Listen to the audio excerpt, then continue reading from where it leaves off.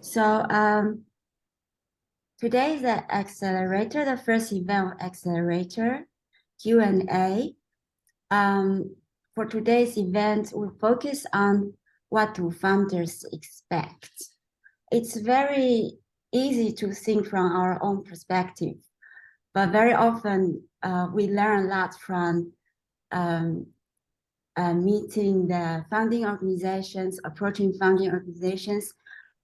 Today we can learn a lot from the perspective from the representatives presenting here. And before we start the session, I want to emphasize the goal of Global Challenge Accelerator is to contribute a little part in the entire development process of a project. So we see every project as an ongoing development. And with the global challenge, we want to play a little part in this entire development process by engaging our network resources, and with the hope that these project teams will grow stronger and will create more impact. And before today's event, we invited all the finalist teams to write down their questions to potential funding organizations. And we invited 3 experts to represent different funding organizations and to answer these questions from their different perspectives. So for today, we will mainly focus on general questions. So not project-specific questions, because the general questions would apply for project in different locations, in different contexts. So for more project-specific questions, we will have to leave that for other occasions. I would like to first invite Johann. So every expert, I would like to invite you to give a 5-minute introduction about you and about the organization you represent. So Johann, would you like to start? Thanks, Changfang. I prepared a few slides about the Hilti Foundation, so I'm happy to share if you like. Yes, so I just stopped sharing. Let me know if it works. Yes. Okay, perfect. Hello, everyone. It's great to see you. And congratulations again to be award winners of the Global Challenge. I think that's a great program, and as Hilti Foundation, we've supported architecture and development for a couple of years already. The Hilti Foundation is, no, it doesn't move my slide here. The Hilti Foundation is the corporate foundation of Hilti, and some of you may know it. It's a Liechtenstein-based multinational company that develops, manufactures, and markets products for the construction industry. Liechtenstein is this tiny, tiny little country between Switzerland and Austria, and it's a company that really originates in Liechtenstein. So that's an interesting fun fact in a sense. We were established in the 90s by the Hilti family. It's a family-owned business, but in the 2000s, it became a shared organization between the corporate group and the Martin Hilti Family Trust that represents the family Hilti. And today we invest around 30 million Swiss francs per year in our projects. We mostly work in the Global South. Our ambition as Hilti Foundation is really to create what we call value to society. So we have 3 main principles in our work as Hilti Foundation. That's in the first place, help for self-help. We want our projects to be sustainable and to set sort of the seeds for families to take life into their own hands and to develop into or to start a journey into a better life. And we try to help set the foundations or to create opportunities. What is also important for us as a foundation is we try to engage in systems change, meaning we do not just do community impact projects where we focus on one project or one community, but we try to create projects together with our partners that can be replicated, that can be scaled, and that change more fundamentally how a society works or deals with certain issues. And number 3 is impact at scale. We really try to test and to explore opportunities, to create models, and then pass them on to others who might be larger or more influential than we are as a private corporate foundation, to really bring the models that we help develop to a larger scale. And I feel, and that's something we might come back to when it's question time, we feel private foundations are ideally placed to take more risk than many other actors and to invest in prototyping and piloting, and to see how others can bring it to scale later on. We feel in order to drive systems change, we need to focus really, because as I said, a comparatively small foundation, we cannot do everything at once. So we try to find 3 program areas where we feel we can make a real difference.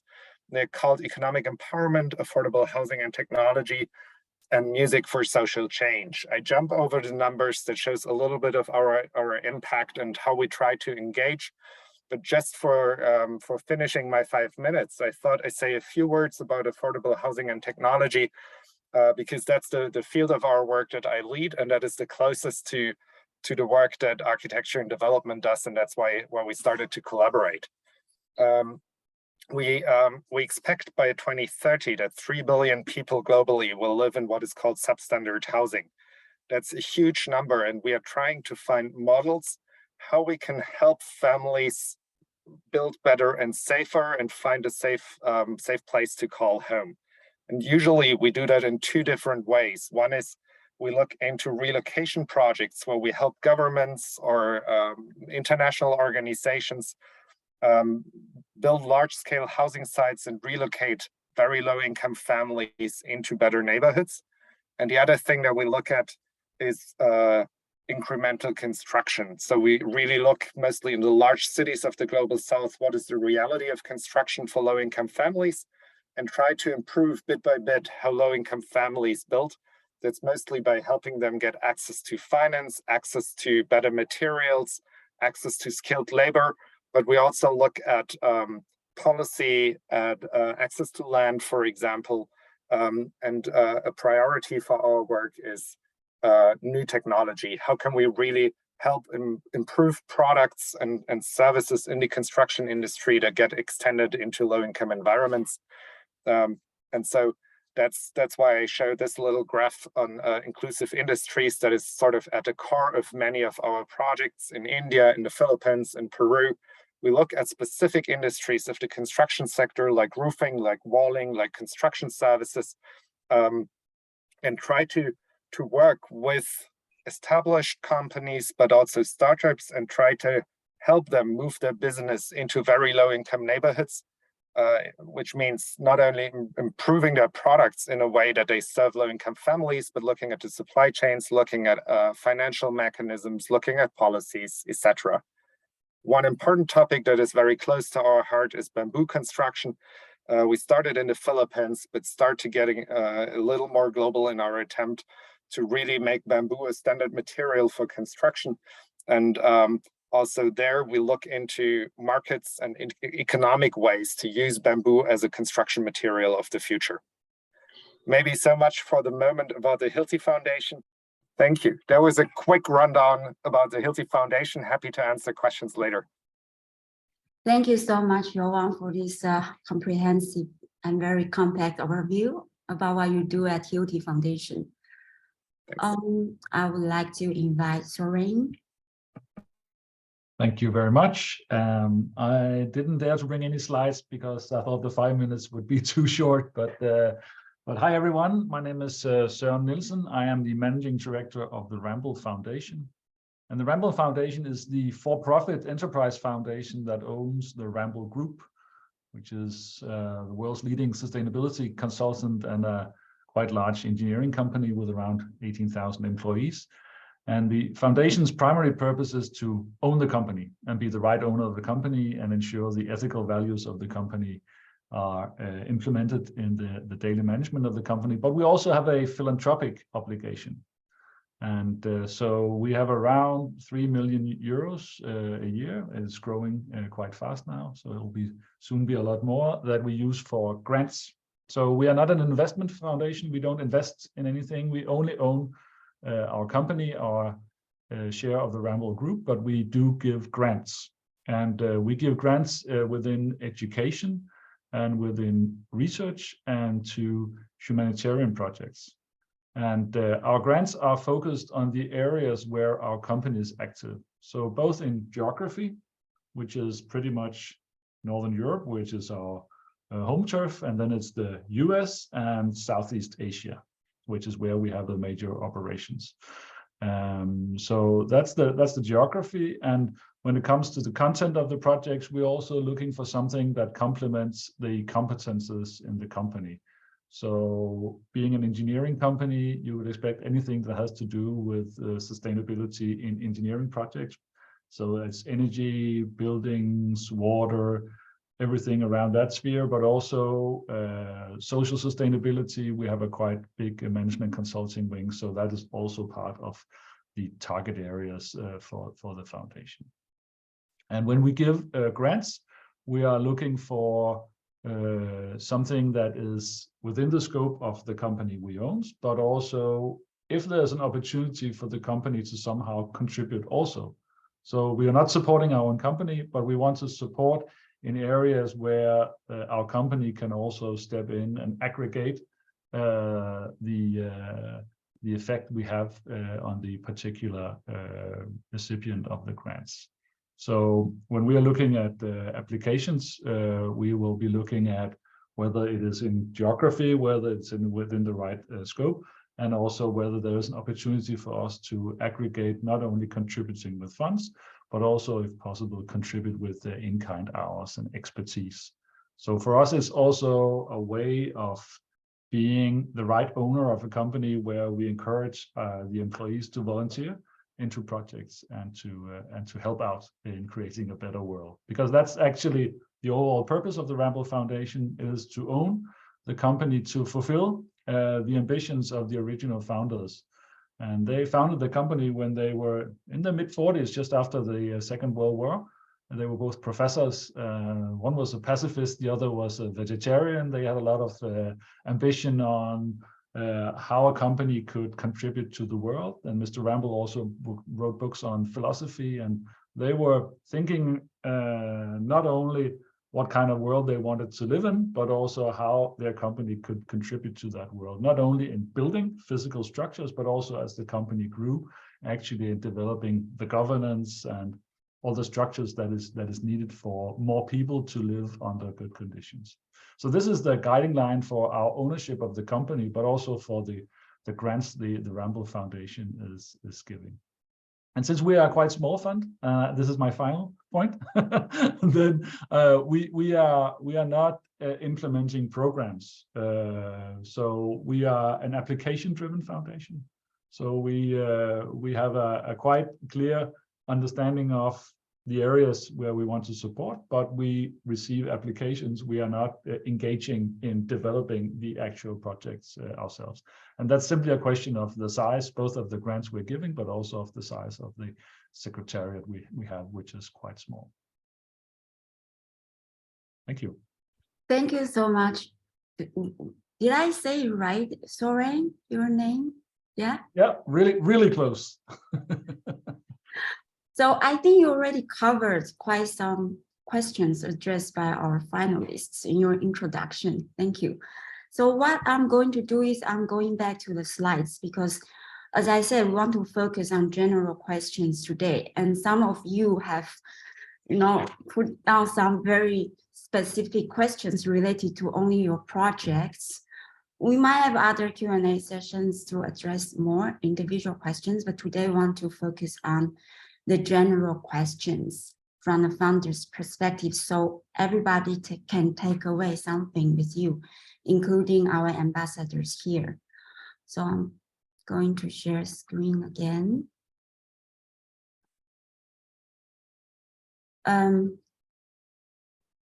guess Gabriela will try to reach out to her. Maybe there would be an extra Q&A with other experts, including Gabriela. So for today, we're still very happy with Johann and Søren. So there are already questions listed here, and some of them are already connected you with the questions, but since Gabriela is not here, I do feel that the first three, actually this and the next slides, these questions are quite general and very interesting for all the projects.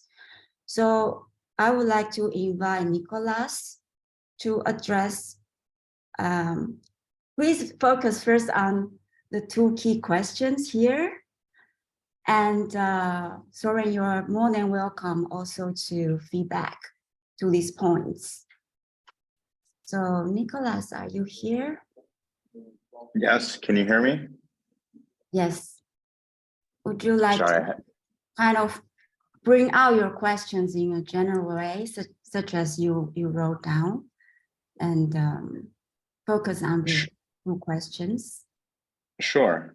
And I think Johann already touched on some of these, because one of the main things he said was actually building foundations for communities to then become self-sustainable and financially viable. So, but Johann, I mean, what are the top three criteria, or Søren, to make a project fundable? If you were to pick three, maybe you probably have more, but what are the main things you're looking for from a project? Thanks, Nicholas, for the question. I actually think Søren and I are a good match in answering those questions, because we're a foundation that doesn't take unsolicited requests. We only work through established partners, and partners that have a very strong strategic fit with our own strategy and targets. So this being said, we moved, as I explained earlier, we moved from a more community-driven foundation into a systems change foundation, which means we basically set our own targets, we set our own strategies as a foundation, and we try to look for partners in implementation or to projects that help us achieve our own targets. So when I look for a fundable project, it's really all about fit. It's a strategic fit in terms of the topic, in terms of geography, in terms of how you try to achieve impact and scale. It's about a clear business plan, which makes me understand that we share a vision, that we share targets. I want to see that you have a clear roadmap in terms of how you achieve those targets. And what is unusual for many project partners that we work with, we highly engage as a foundation in those roadmaps and in setting those targets. So it's sort of a constant exchange between our project partners and ourselves to make sure sort of we have the same roadmap and the same targets which we try to achieve. So strategic fit would be my number one. A clear business plan would be number two.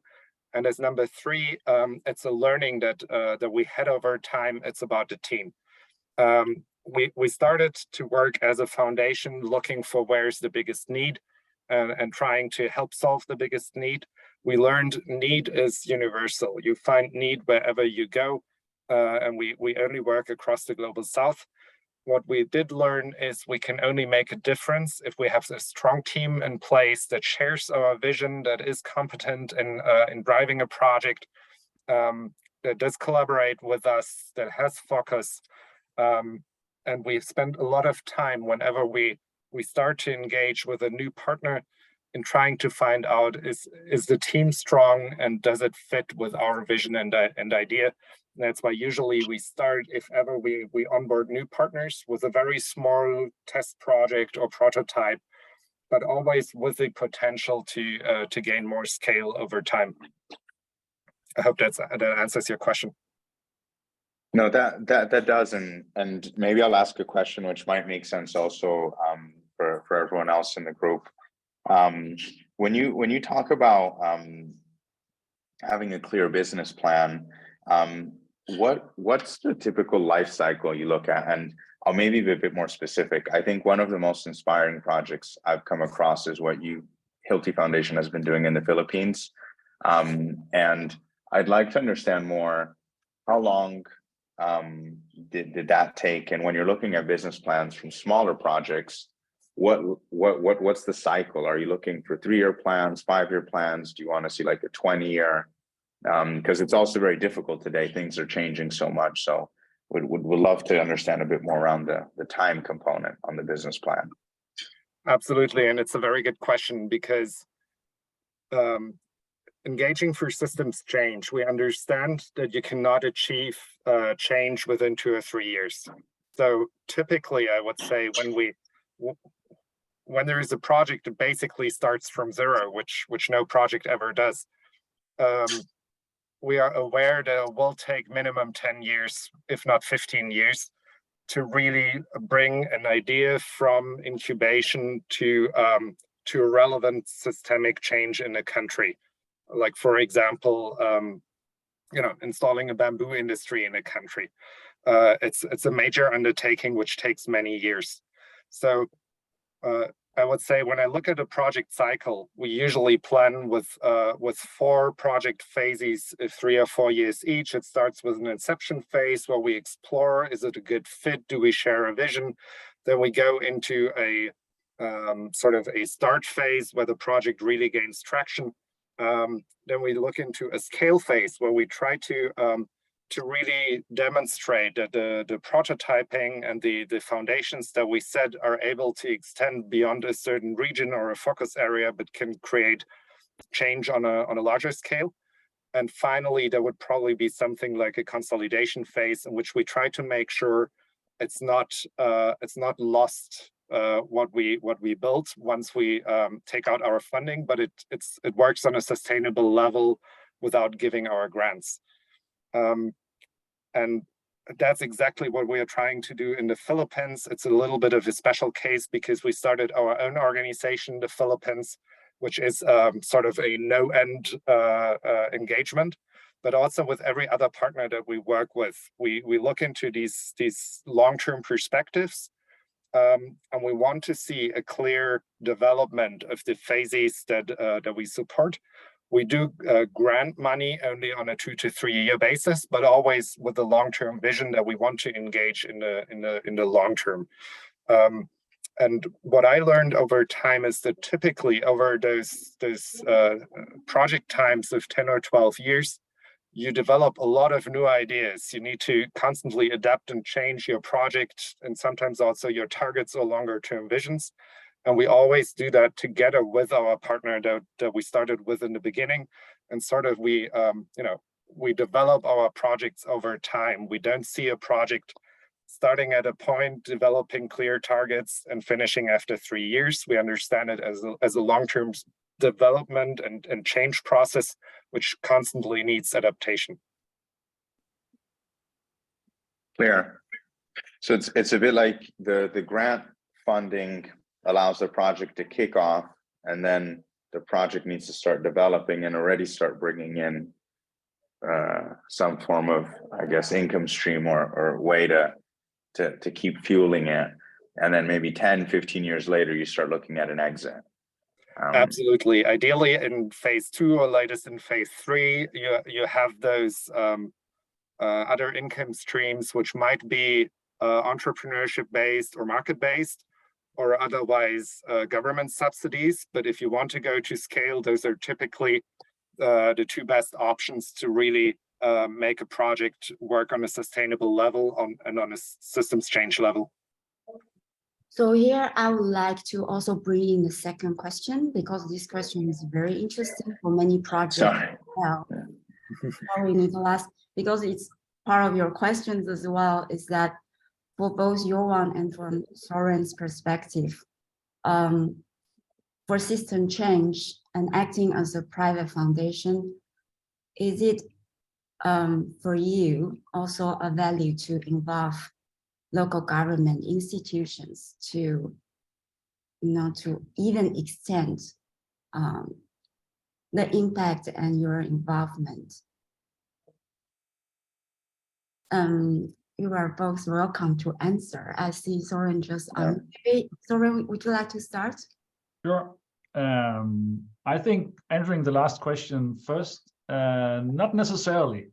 So I think it's coming back to what Johann said, and I completely agree that viable business case is very important. So we want to see this as something, a project that creates ripples. So while we are donating, I would say, relatively small grants to individual projects, so not the systemic approach, but rather a community approach, we would love to see things ripple from our projects. And for that to happen in the local context, sometimes local government institutions are on board and sometimes they're not. It really depends on the geography and whether local government institutions are a barrier or an amplifier of what we're trying to do. That also depends on the geography. But I would say normally not, because normally we have local NGOs and that we use as our preferred partners. So normally that's where the engagement lies with the foundation. And sometimes I think they handle local government institutions better than we do. So we're not looking for that engagement, but rather leaving it to our local partners.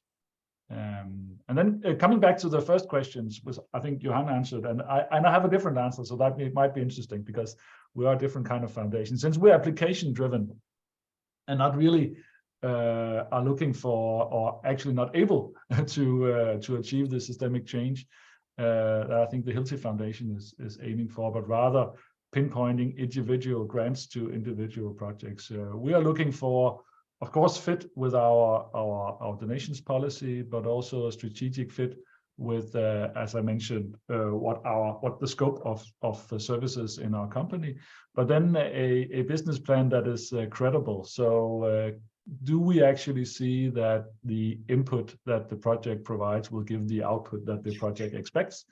And that's a conversation we are having with individual projects, but also that the project owners are in it for the right reasons. So are they really competent to do the job? Do we feel that they can support this development going forward, or is it something that will soon be over? And I think I'd like to put something in here, and that we often get applications that are half-baked, I would say, so that people come and ask us, we have an idea, we want to do something good, and that's great. And then they ask us, how do you think we should do it? And I know some foundations are very much engaging in the conversation and partnering up with the right people to make change, but that's not us. So for us, we need to see the application fully formed. We need to see a credible business case fully formed. We can do a short chat, but since we handle a large amount of applications with very few staff, actually less than one staff is handling this with us, and then this really needs to be packaged in a way so that we can easily present it to our board and understand the business case. So I think seeing the slide here, I see that it's implied in the question that sometimes it's difficult to approach foundation, and definitely we would be difficult to approach because if we get applications in the hundreds every month, and a lot of them we immediately identify as not complete, as we understand. So we give a polite but very short answer that sorry, but we are not the right ones. And I think sometimes it's disappointing for the projects that they cannot engage with us as partners in developing projects. And I can completely understand that, and I would love to do the work. We just can't do it. So it's really a kind of consultancy that we don't have the capacity to carry out. So I think that also answered a part of that question. So maybe some of the questions are already addressed. Let's have a look of the question raised by the Bookhouse team.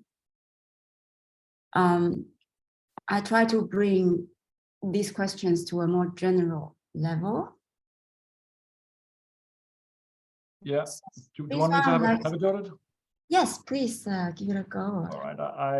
I spoke a bit about it before, but for us, the founders' core values is inserted into our charter, so it's available on our website, so everyone can read it. And they wanted the foundation to support a holistic development of society. So it's not only develop society with the physical assets that needs to be there, which is of course is very important for an engineering company, but also to bring society to a higher level of sustainability within social areas and within, I think the UN development goals is one of the markers we're using actually to measure whether we are moving the needle when it comes to our projects. So that's the founders' core values. And as I said, when we work with a team, we're really looking for someone we believe can present a credible team to actually complete the task. So it's a bit like a job interview when we engage with we are really looking at, are these the right people to actually do the job? So sometimes, it's not that often, but sometimes we have a really good idea for the wrong people. It happens, and then we say no. Typically, it's the other way around. We have really good people, and they're really wanting to engage, but they haven't really done their homework yet. But that also happens. But so having that right combination of the right people and the right idea is what really triggers us and wanting us to accept working with a team and donate to it. And our projects should be within scope to be important for us. And the last question I think is quite good, because we also use the projects. We use them to understand what impact we can have. So I think over the years with the projects we've done, we always return and do an assessment of what was the impact we achieved and how can we improve. So we use the projects as a continuous feedback mechanism in understanding how can we best spend the money we have and how can we get the most effects for the resources we have. So working with us, you should also be ready to give us feedback on how our process is working and how can we improve, but also be, I would say, ready for scrutiny, because we also want to go into discussions with you on how to best spend the money. Yeah. Thank you, Søren. I'm actually also curious here that because you have a small team, so after giving the grants, will you be also involved in a process? So in engaging the human resources from the Ramboll group, for example. Very little, but yes. So we can sometimes put or establish a connection to the right experts in the Ramboll group. Sometimes we do that. We also do the follow-up that you need to do as someone who grants money. So we get not very elaborate, but some feedback reporting, and we also, I would say, have a more interview-based discussion on whether the project is meeting its targets. But of course, we also need some documentations for our board on how the projects are going. But it's a pretty simple traffic light, red, yellow, green approach to how the projects are progressing. And that's something we can allow ourselves to do because it's normally quite limited 1-2 year projects that ends. So it has a clear beginning and a clear end. And as I said, we don't have the ambition to really create the big systemic changes. So we don't have that long line of sight necessarily in all our projects. So it's simpler for us. Thank you. So to wrap up these questions, Millie from Bookhouse, do you have extra questions related to this, or you are happy with the feedback? Yeah. Yes, sure. I'm very happy with the answers that Søren just mentioned, and also he has also covered some of our queries when they're like responding to Nicholas and questions. That's very good. Johann, do you have something to add? Thanks. Maybe just one thing, and that is about the question how your project becomes important to us. I think that's a very good question, because all of your projects are extremely complex in what they are trying to achieve, how you need to manage them. And when I look at the projects that we fund, they're equally complex. And when I look at our work with bamboo in the Philippines, I can tell our story and our targets in various ways. I can make an argument on carbon capture and green building materials. And likewise, I can drive my argument into direction of building social housing, or I can speak about disaster resilience and the need for testing of new materials. And I would like to encourage you, when you speak to donors, to make your homework before and try to understand what is it that the funder tries to achieve? What is the strategy or the topics that the funder is interested in? And then adapt your story in a way that you create a connection to the funder. I get so many requests where I think it's a great project, but it's no fit because the story is being told in the wrong way. And I mean, everyone comes with their own story of how they try to create impact. And it's important that you're convinced of this story that you're sharing and about the targets that you're trying to achieve. But always remember that the funder also has their own targets and their own way of thinking. And you can learn a lot just from looking at their website or trying to learn about the organization and what are their values. And that helps you in finding a link or a connection to the donor. That's a great one. So that means the first questions, it's a homework before you apply for grant. You really need to understand the core values of that target funding organization before you apply. Thank you, Johann. We move on. So this is more specific question, but also interesting because it's about in-kind donation. I would like to invite the team from Peru.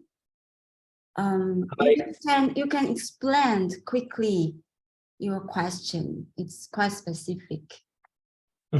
Hi, hello. Can you hear us? Yes. Yes. Yes. Yes. Our question is about getting, for example, most of these projects are infrastructures or buildings that need to be built. So we have been having trouble in organizing maybe the materials that we can get, because sometimes we get materials separately and it's hard to coordinate. For example, if we can get bricks or cement, but we don't have the people in that time to build it, or if we can get a steel but no other parts of the construction parts, it's difficult to actually build something if we get these materials individually in different time, different moments, and not in the right part of the construction process. So we were wondering how if it's hard to get the possibility to get an integral financing budget to we as an association manage all the material, manage to get all the materials to be built in the project. I don't know if it's clear. I can try to answer if you want to. We do support larger projects in Lima, so I can connect to your problems. And I know that many of the larger companies, Cementos Pacasmayas and others, are doing a lot of in-kind donations. My advice would be to just speak with them and tell them what's the right timing to actually deliver. Because to what I understand when I speak with those companies, they do this on a constant basis for a lot of projects. So for them, it should not be such a problem to align with the timing that fits your purposes. Because obviously, you probably don't have the capacity to hold larger amounts of stock somewhere and use it when it's needed.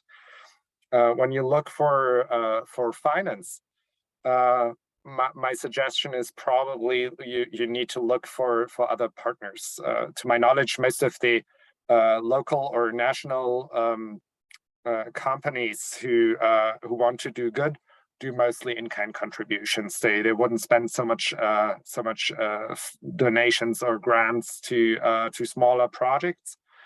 So here, I think it's really about looking into ways to connect with funders. Where you see on their website, they're looking for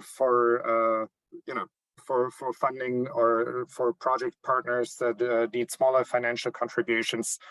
I know a few companies where members of staff would pool money to donate. This could be a good possibility. So really do some research on organizations that are interested in providing grants or small donations. Or crowdfunding could be another solution. Like really, I assume it's not large amounts of money. So there, I think also those solutions could be helpful. That's a great one. And also I would like to add that today we focus more on this typical funding, asking grant from foundations. But besides crowdfunding, corporate giving is also quite an emergent way of engaging employees in bigger corporations in contributing finance so they can crowdfund internally in their company, or engage if it's a manufacturer or material supplier, maybe even engage in that way. So that's something actually popped up in my mind. I'm not sure if Søren has something to say about this question. No. No, not really. I can just try to make it a more general question on remembering to really inform the organization you are approaching for donation on all the difficulties that you expect to encounter in the projects, because normally what is very natural for someone who is in the environment is not necessarily for those of us who are reading an application. So really get all the difficulties in there and describe it, and make sure you do your homework on what is needed for the project. I think that's an important point, not necessarily to the concrete project here, but in general. Sometimes we see something that is very natural and understood by everyone where the application comes from, but not necessarily by us who reads it. So really help us understand the situation, I think is a good point. Thank you, Søren. So we have 3 more questions. Let's see if there are overlapping between these questions. The last question is in-kind support. I think we kind of covered the last question. So these 2 questions, I would like to invite Johann. If Johann is here. Yeah, hi. Hi, would you like to address your question quickly? Yeah, please. Actually, I'm sorry for the inconvenience because I am in traffic.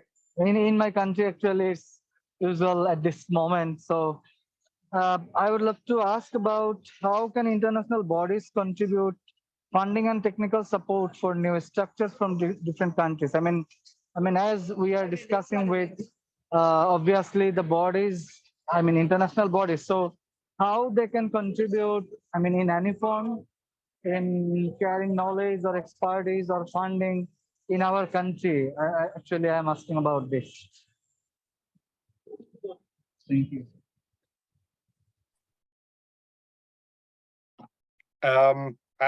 If you want, I can say a few words of this. I think from my experience, it's extremely difficult to get funding from international bodies. And I assume you're speaking about organizations like the World Bank, the Asian Development Bank, and others.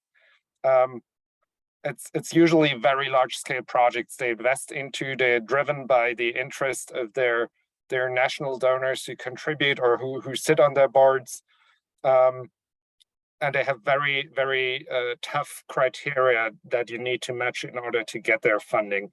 We sometimes try to work with them when we try to pass on sort of models or prototypes that we developed and say, look, we've developed a great idea. We have a proof of concept, it works. Would you like to invest in it on a larger scale? and also for us, it's extremely difficult to access those grants. First, because most of the projects are not completely aligned with their criteria. And when you try to access decision makers on their decision-making levels, it's very hard to convince them.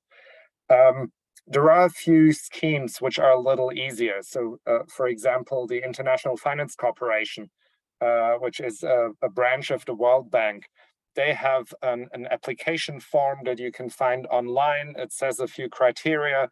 So there are a few programs that you may be interested in looking at when you look for larger scale funding.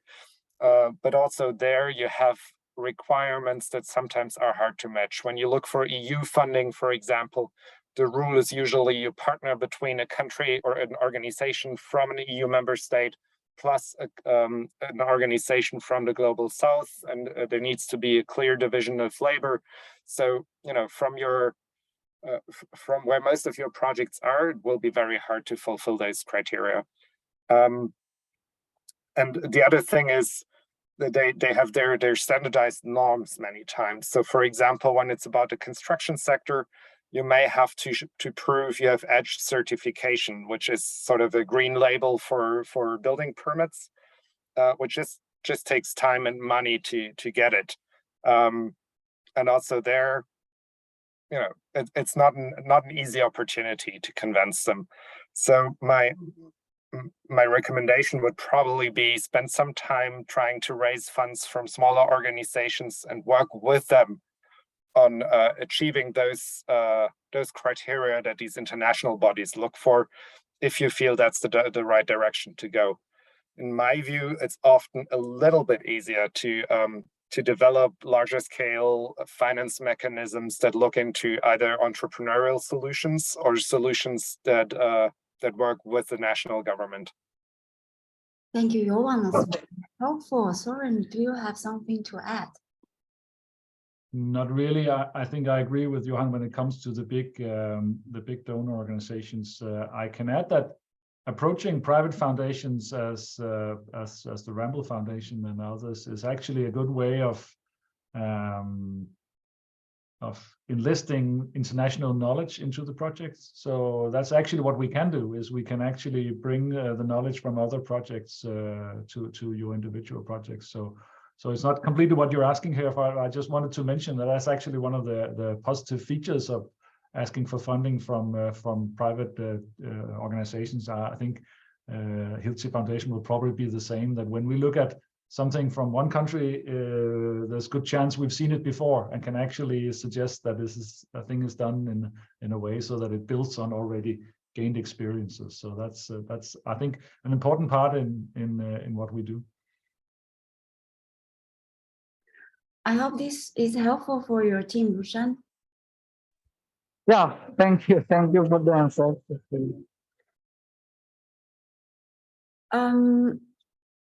So what do you consider important to attract funders beyond? Yeah, this question is addressed by, I think, Michelle. Yes, hi. Hi, could you explain from your perspective? Yeah, sure. Let's see, for us here, we're from Venezuela, and it has been a bit difficult to find funders, basically, due to political reasons. Even inside the country, it's really difficult to access to funders. Like, companies are not interested to tackle like community problems. No, the interests are in our stuff. So we are trying to look for international funding, but it's also a bit a difficult task. And so we just want to know, what do you consider important, like to attract these international funders or companies or NGOs beyond this, the collaboration or benefits or compensations that you may have, like in return. Sorry. Yeah, I think coming back to one of the answers that were given before, that understanding what the foundation actually is looking for is an important key here. So so really understanding what is the impact the foundation is looking for, and really addressing also that aspect in approaching the foundation is something that would be attractive to us. So so I think that's really the key question, or the key answer to that question is just to do some research on what actually is the purpose of the individual grant giving organization, and really try not only to come with a business case of your own, but also look at what is the business case, so to speak, of the foundation that's giving the grant. If I can add to this, I think looking at Venezuela, for me, it would be important that I see a very clear description of the need and how you address the need. So it's again, in a sense, about the business plan. And the other thing is, there are some countries where it's a little harder to bring foreign money into the country, even if it's just a donation. So I think for a donor, it would be helpful if you, being in Venezuela, can help them find the best way how to transfer money, how to do this in a secure and functional way. We have some projects in Venezuela in our Music for Social Change work. So there are ways. We also have a corporate entity in Venezuela as Hilti Corporation. And I would try to look for organizations that have a connection with Venezuela already, so they have an understanding of how things work. That I think that might be easier to make them feel, or to make them see the need, and also see the way how they can actually help. So sorry, so it will be good for us because we already have some partnerships with local NGOs that haven't received international fundings, and that they are helping us in the social action center. So it will be good for us basically to maybe name these NGOs who we are already partnered when we applied for some grants, so they can have like a proof that they can give money, or that it will be easier to give money. I'm sure that would be helpful if others see you're well connected and there are sort of established pathways of how to collaborate. Okay, thank you. Thank you for these very practical and insightful suggestions. I think we've covered these important general questions from all the teams. And as I proposed in the invitation, it would be really great that we have like a 10-minute time, and then we are actually just perfect in time to have these last 10 minutes to have a direct dialogue, especially for some teams that didn't have the opportunity to address their questions. We can still discuss right now, and keep in mind, if these are questions that are already answered, do not repeat these questions or try to bring the question to a general level. I do feel that Johann and Søren have really addressed the most important questions that you have. And but I think some project related questions, if you would like to ask, this is also your opportunity. 10 more minutes. And today we also have our ambassadors here. If you have specific questions related to funding a local community lead project, also feel free to ask. I would like to ask Giang Fang. Yes, please. Hi, my name is Frankie. I'm from Indonesia. I would like to ask about, this is specifically for the bamboo. I'm thanking for Hilti Foundation and World Bamboo for donating us the funding.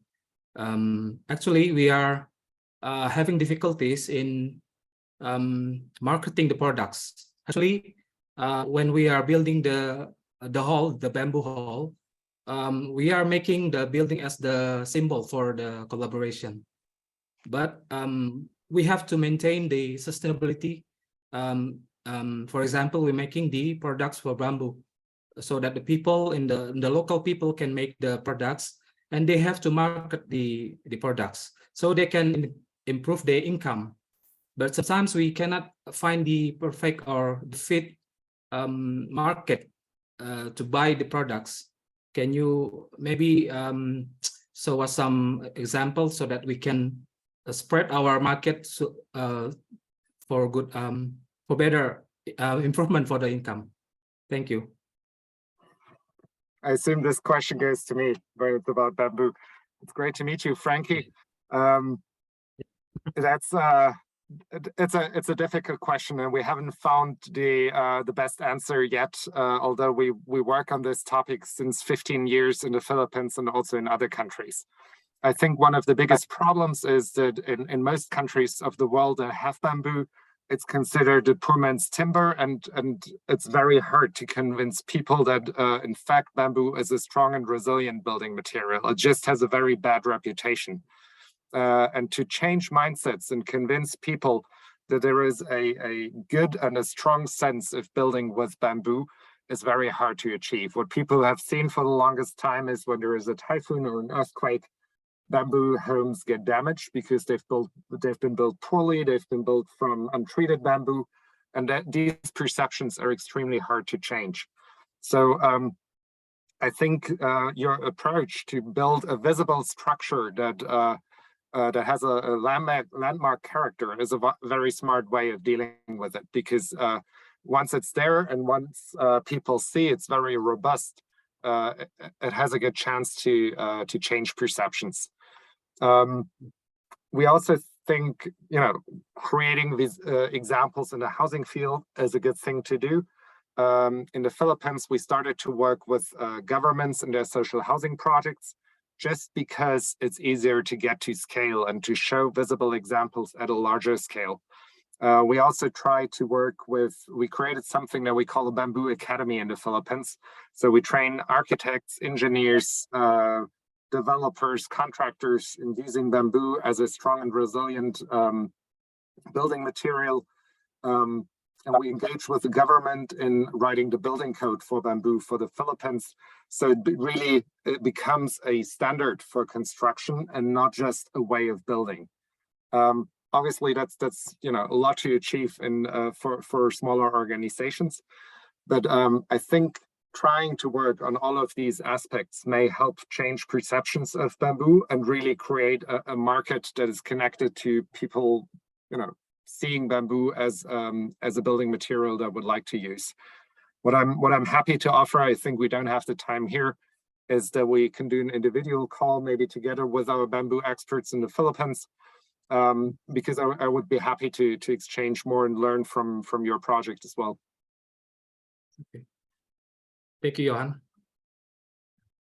That's a great one. And actually, Johann, the World Bamboo Foundation. Yes. I think they have the same mission to really promote bamboo as timber construction, and they are also connected this year as sponsors. So let us know, maybe you can meet also other bamboo projects from our finalist teams. You're very welcome, right, to join the conversation, I would say. Frankie is not the only one that's trying to facilitate this process of bamboo construction. And I know that Nicholas is in touch with our team in the Philippines already, and we're always happy to extend the network and to work with any organization that builds with bamboo. We opened a research center for bamboo construction in the Philippines 2 years ago. We do a lot of testing on the best way to build connections with bamboo, to treat bamboo. We do research on bamboo species as a building material. So I think there's a lot of stuff we can share. And I'll just underwrite that because Felipe and the Hilti team in the Philippines actually gave us a very helpful manual on harvesting bamboo, because we've done a lot of training with the local community, but having it also all displayed properly in a book or in slides was very helpful. So even in terms of IP sharing, that was great.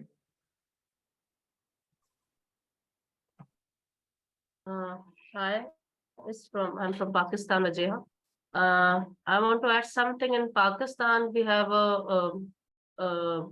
quite a show of quality assurance in bamboo, because whatever supply we're getting in bamboo, and when we try to use it for flood effectees, so there's no such kind of quality assurance and treatment in such industry there for such processes. Yes, I myself as an architect to an academician too at the same time. So on server level on ground, we create kind of a community, try to engage laborers how to treat the bamboo on their own on the side. But for the masses to cover up for even for the housing, it went so slow, the phase of this whole process, and the quality, some laborers try to do it on the side, and some labor just, if you're not there, they won't do it. So we even involved the student in that process too, so that in the future, if they will going to practice how they can incorporate that material, because there's quite of what we face. We thought that people will adopt easily because in rural areas, majority are making houses from bamboo and mud. But after the flood, they show quite a resistance against that material, and they preferred having concrete blocks and eye girder. So, and even the government sector is mostly working on that kind of domain, rather going for the sustainable material and method, and make concept of new vernacular techniques to the community. So here, what we are presenting here after the school, after the housing, we're trying to build a school, a primary school, in which we are using mud and bamboo again. And for that scale, we are thinking to we need a support and kind of research, and a kind of a workshop in which we can give them, we can train our labor, even our student, our other architects to how to make bamboo useful, and how quality wise is a good choice to use it for construction, because that's what hindrance we are getting even from the organization we are working with.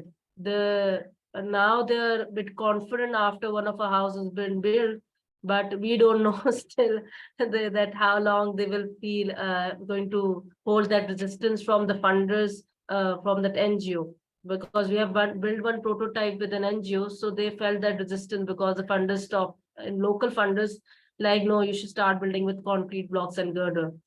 They are not acknowledging that thing, but now we are making a school in Sin, and I don't know when we're going to start it, that how the resistance will be received locally. Yeah. Maybe So, very quick answer.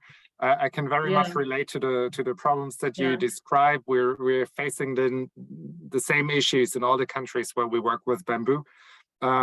Please send me an email. I'm happy to connect in an individual call.